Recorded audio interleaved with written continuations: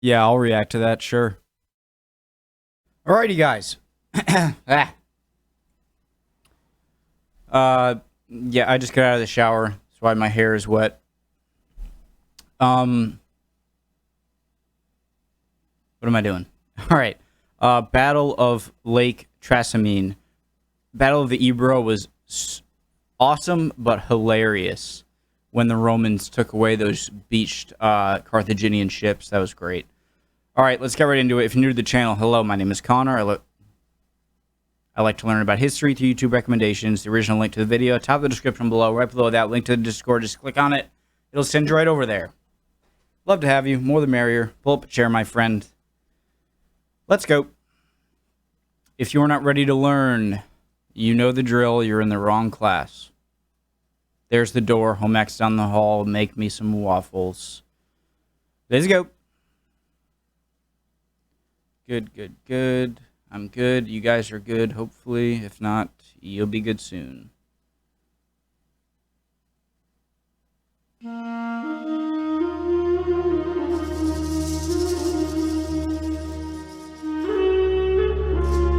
Merry Christmas. The defeat at Trebia struck fear into the Roman leadership. The Republic lost all control over Cisalpine Gaul. Hannibal succeeded in bringing Gauls to his side, nearly doubling his army. 40,000 infantry and 10,000 cavalry are now under his command. But before Hannibal resumes his attack on Rome, I want to give a shout out for Curiosity Stream. Playing through the ads, they've recently become one of my favorite streaming services. A place that allows me to access thousands of high-quality documentaries for just $3 per month. I highly recommend you check them out and sign up using the link in the description and the code Historymarche to get a 30-day unlimited free access to their entire library. Whether you like documentaries about physics, space, biology, genetics, medicine, evolution, engineering, artificial intelligence, nanotechnology, do the hard work. And much what is more, with my chair? Curiosity Stream literally has you covered. History is my personal favourite, and I just binge-watched the new Real War of Thrones Season 2. I won't give any spoilers, but you can go check it out yourself. Click on the link in the description below and use the code Historymarche to sign up for a 30-day unlimited free access to the entire documentary library on Curiosity Stream. I love maps. Faced with the Gallic uprising in Cisalpine Gaul, and still shocked by the loss of tens of thousands of troops at Trebia, the Roman Senate is determined to turn things around in 217 BC. I gotta shut up. The Roman Senate, and still shocked by the loss of tens of thousands of troops at Trebia, the Roman Senate is determined to turn things around in 217 BC. Amidst the political turmoil, 2 new consuls are elected and sent north against Hannibal with newly raised armies. Other theatres of war are not ignored, evident by the victory against the Carthaginians at the Ebro and the planned reinforcements set for Iberia later in the year. But the main focus of the Roman war effort is on home soil. The plan is to use the geography of the Italian peninsula to their advantage. With a vast... If you're not impressed by this, then either...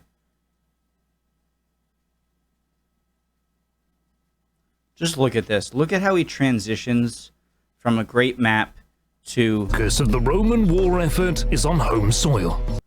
He keeps the same map. The plan is to use the geography of the Italian peninsula to their advantage. With the vast marshlands of the Arno River in the west thought to be impassable during winter and spring, and the rugged Apennine mountain range cutting across the peninsula, the Romans know that there are only 2 routes into central Italy that Hannibal can take, and they move to block both. Consul Gaius Flaminius positions his army at Arretium, including the 10,000 legionaries that survived the Battle of Trebia. His co-consul, Gnaeus Servilius Geminus, is stationed at Ariminium. Both armies are bolstered with a higher number of horsemen than usual, perhaps to offset their numerical inferiority in cavalry. Hannibal, meanwhile, has problems of his own.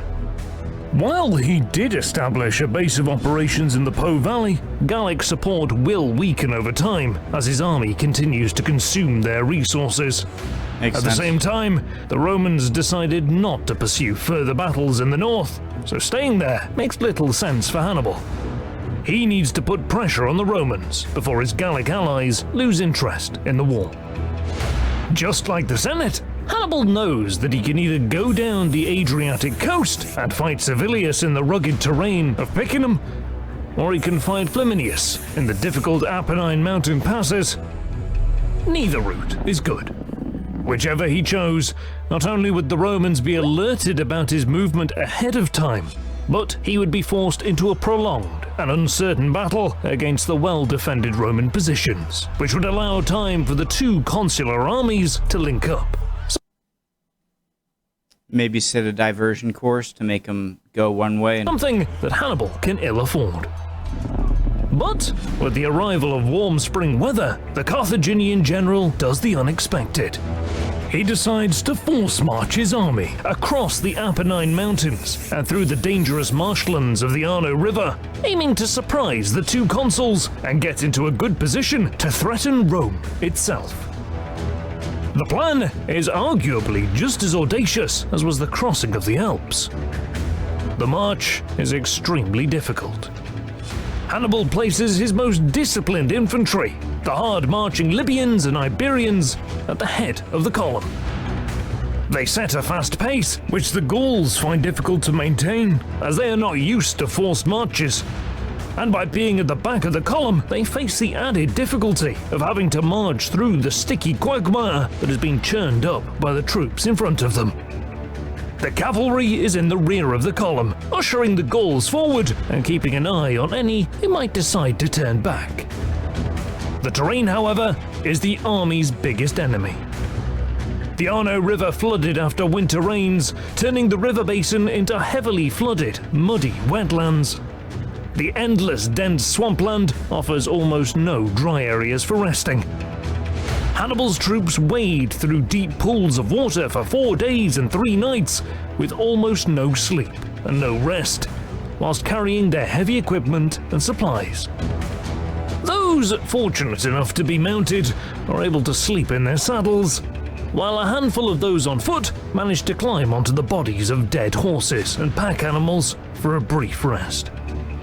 Many die due to infection, disease, exhaustion and drowning. Hannibal himself catches an eye infection which cannot be treated because there is no time during the forced march, and he carries the infection for much of the journey, eventually losing sight in one eye. He emerges from the swamp on the back of his sole surviving elephant, probably the brave Syrian. All the while, the Romans assumed that Hannibal is contained in the north. But what they didn't know is that the Carthaginian general managed to cross the Apennine Mountains and the Arno River wetlands with 50,000 troops in just 4 days, without being detected, and is now in position for the next stage of his campaign. He grants his army a few days to rest and sends scouting parties south. He learns that Flaminius is at Arretium, and that the Etrurian plain can offer enough food and plunder to boost the morale of the troops. Having learned that Flaminius is an arrogant and rash commander, he plans to provoke him into giving battle by pillaging and burning the rich Etrurian countryside. Soon enough, plumes of smoke from burning villages and fields dot the lands west of Arretium, followed by the Carthaginian column passing right next to Flaminius, brazenly taunting the Roman general. Sorry guys, I feel so bad. My sister said bye and I just kind of... 1 second. Bye, Grace. Sorry. Villages and fields dot the lands west of Arretium, followed by the Carthaginian column passing right next to Flaminius, brazenly taunting the Roman general. Sorry, I gotta go back. Soon enough, plumes of smoke from burning villages and fields dot the lands west of Arretium, followed by the Carthaginian column passing right next to Flaminius, brazenly taunting the Roman general. Watching from Arretium, Flaminius is fuming, knowing that it is he who is supposed to protect these lands, and yet one of the richest areas in Italy is burning on his watch. But he somehow resists challenging the Carthaginian general, persuaded by his advisors to stay put and wait until Servilius joins him. Unable to force an open battle, for Hannibal, an assault on Arretium is out of the question. He cannot risk losing too many of his experienced soldiers that he cannot replace. His army also has limited supplies and has to keep moving. Furthermore, Hannibal has no way of knowing how far the other Roman army is, and as far as he knows, Servilius could be arriving any day now. So, the Carthaginian general decides to press on. Leaving not one, but two armies in his rear must have seemed mad. But actually, by bypassing Arretium, Hannibal maintains the initiative and keeps the Romans guessing. Fine, you won't come out of your camp, I'll just keep burning everything around you. He wants to be the one who dictates the course of the campaign. Scouts soon bring good news. Flaminius decided not to wait for Servilius after all. Knowing that the battle is soon coming, Hannibal makes sure to let his Gallic troops know that they will be fighting against Flaminius, the man who caused them much misery in years past. Flaminius is renowned for his victories against Gallic tribes. He is responsible for introducing a law that allowed Romans to settle near and on Gallic lands. This created conflict, which Flaminius resolved by invading and occupying more Gallic lands, and then proceeded to settle more Romans on the lands he conquered. Needless to say, he is hated by the Gauls, and the 17,000 of them in Hannibal's army can't wait to get their hands on him. I wonder if Hannibal took that into account before deciding whether to go over the mountains or go towards Servilius, knowing that this guy was extra hated by the Gauls. Of them in Hannibal's army can't wait to get their hands on him.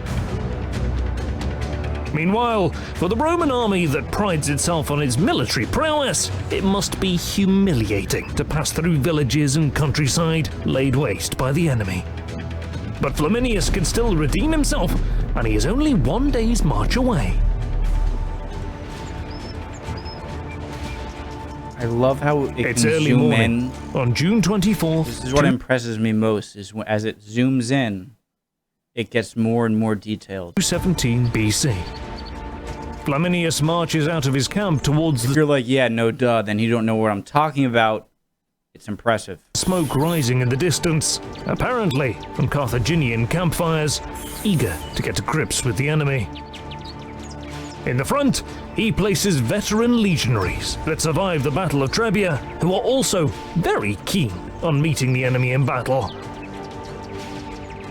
As the column moves, a low-hanging mist envelops the lake and the valley. So this is going to be ruthless fighting. I've been good not pausing. You have the Gauls on Hannibal's side who are very pissed off at...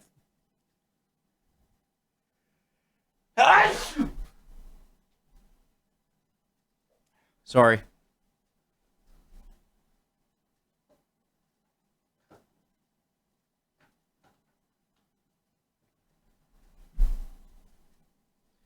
You have the Gauls who are really pissed off and ready to fight hard against Flaminius's troops because they hate him. And then you have Flaminius's troops who are very pissed off seeing all of this stuff burned. And so I'd imagine this is going to be a battle with no mercy and little to no prisoners. The shoreline is eerily quiet. The locals seem to have vanished. Unable to see too far ahead, the Romans literally stumble into Hannibal's heavy infantry who are blocking the road. Fighting spontaneously erupts at the far end of the valley. Despite being surprised by the enemy, the Roman vanguard forms up in battle formation. Further back, it is some time before the Roman center and rear realize what is happening in the front. The visibility is hampered by the low-hanging morning mist. But in the hills above the mist, Hannibal's hidden troops can clearly see Okay, I thought those were there all along for a second. I just didn't see the them. Roman column. Oh my god. Although they do not know it yet, the Romans walked straight into an ambush. But let's take a moment to consider how difficult it was to set up the ambush at Lake Trasimene. Hannibal couldn't just send his troops up the hill to their positions. That would have left tracks all across the hillside. And with Flaminius hot on his heels, he didn't have much time either. Yet, Hannibal marched to the eastern end of the valley and somehow managed to coordinate tens of thousands of troops around the hills to the north into their correct positions at night, all within a brief window of time and without arousing any suspicion. This is without doubt quite an astonishing military feat. Now, Hannibal signals his hidden forces to attack. It's unclear if trumpets signaled the start of the attack, or if his captains were ordered to wait until the Romans were deep enough into the valley. Whatever the case, the ambush succeeds completely. The use of campfires in the distance tricked the Romans into moving deep into the valley. Genius! That is so genius. I was thinking for a second, how was he so sure the trap would work since because of the fog, they wouldn't be able to... Can you see where I'm pointing? These most southern green troops, Carthaginian troops that first encounter the Roman troops. How was he so sure that they would see them before they saw them in the ambush? But I forgot they lit all the fires. Oh, God. Genius. The use of campfires in the distance tricked the Romans into moving deep into the valley, thinking that the Carthaginians are further ahead. And by masterfully hiding tens of thousands of his troops in the hills, Hannibal completely surrounded the enemy. Coming seemingly out of nowhere, Numidian cavalry and Gallic heavy infantry engaged the Roman rear, closing off their line of retreat.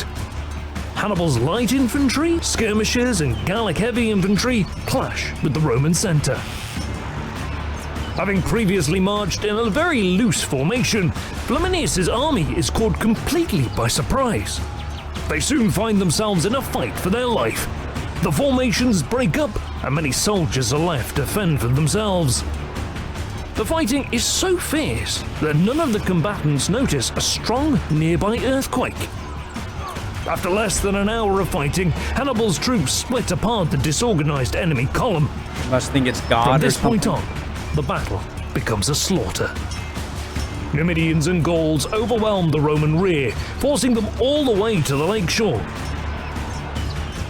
Many tried to swim in their heavy armor, desperate to get away. I would be one of those, According sadly. to Polybius, many Romans drown in the lake, while others who manage to stay afloat beg for mercy, but are killed there and then. The Roman center fights a brave last stand, but after another 2 hours of fighting, most of Flaminius' men are cut down. There's no way while others Flaminius drown in the lake as they try to swim away.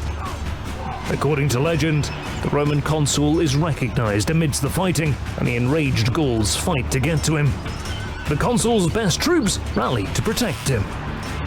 But one of the Gallic warriors fights his way through and thrusts his spear into the consul, killing him.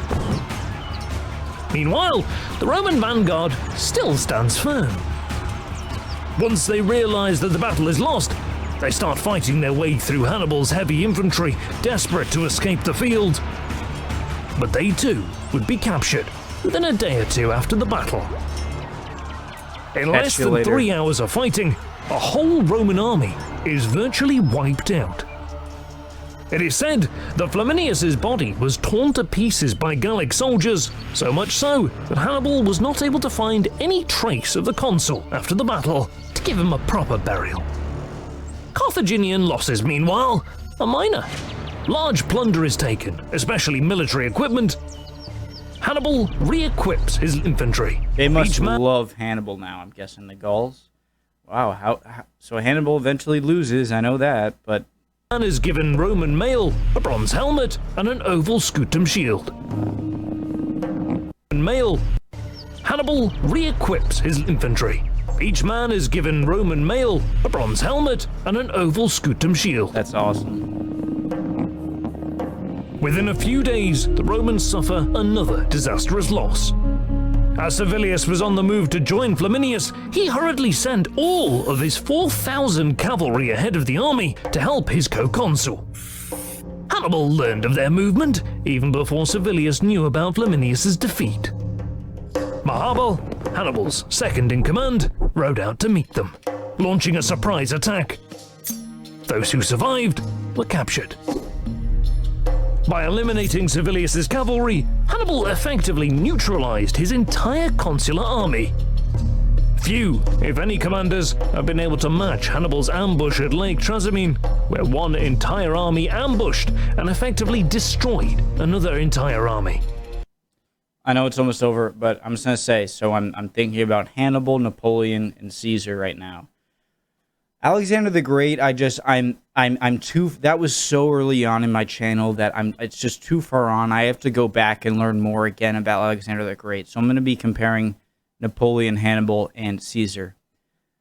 I find that Napoleon would be my most favorite because he seems to be kind of have a little bit of each of the qualities of Hannibal and Caesar, and he seemed more genuine. Not saying he obviously looked after stuff for himself and wanted self-glory, but he just seemed to be the most loved by his troops. Correct me if I'm wrong. And then there's the thing about Caesar and Hannibal. Hannibal seems like the most ruthless guy, but the smartest. And Caesar seems like the most calculating in everything. And so Hannibal just seems like the smartest one.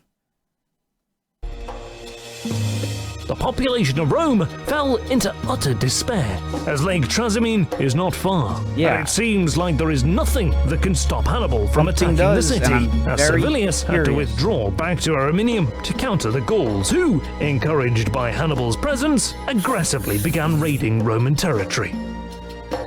In this time of crisis, the Senate appoints a dictator, a certain Fabius Maximus, to coordinate the defense against Hannibal. But more on that in the next episode. We're watching it. We're watching it. Awesome. I love this channel. We're watching the next one. I'm going to make it a different video, obviously. See you guys next time.